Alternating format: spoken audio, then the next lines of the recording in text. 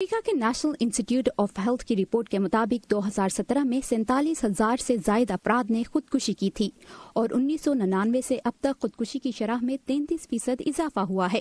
دنیا کے کئی حصوں میں منفرد کھانوں اور ثقافت کی کہانیاں ناظرین تک پہنچانے والے مقبول امریکی شیف اینتھونی بورڈین بھی 2018 میں خودکشی کرنے والے افراد کے اعداد و شمار کا حصہ بن گئے۔ گزشتہ 10 سالوں میں میری زندگی مکمل طور پر بدل گئی ہے۔ میں راتوں رات دنیا کی سب سے اچھی نوکری کرنے والا شخص بن گیا ہوں۔ میں جہاں چاہے سفر کر سکتا ہوں، جو دل چاہے کر سکتا ہوں، اور مجھے اس کے پیسے بھی ملتے ہیں۔ آخرکار وہ کون سے عوامل ہیں جو بظاہر کامیاب اور بہترین زندگی گزارنے والے شخص کو اپنی ہی زندگی لینے پر مجبور کر دیتے ہیں؟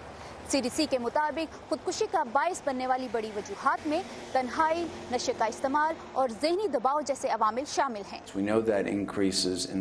نوجوانوں میں خودکشی کی شرح میں اضافہ ہو رہا ہے اور ساتھ ہی نوجوانوں میں ذہنی دباؤ اور خودکشی کی کوشش میں بھی اضافہ ہوا ہے۔ اس طرح امریکہ کے دیہی علاقوں میں خودکشی کی شرح بڑی ہے۔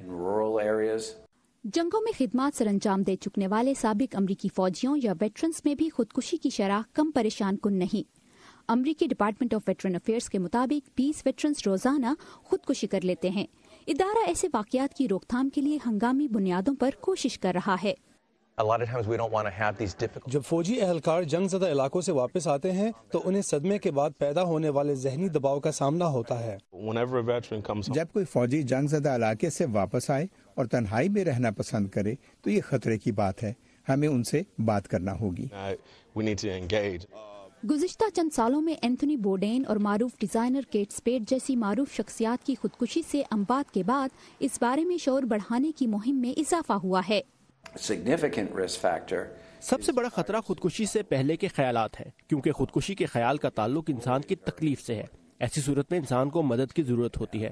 اگر آپ کو لگتا ہے کہ آپ کا کوئی دوست، ساتھی یا پیارا مشکلات کا شکار ہے تو آپ کو مشکل سوالات پوچھنے کی ہمت ہونی چاہیے کہ کیا وہ خودکشی کا ارادہ تو نہیں رکھتے۔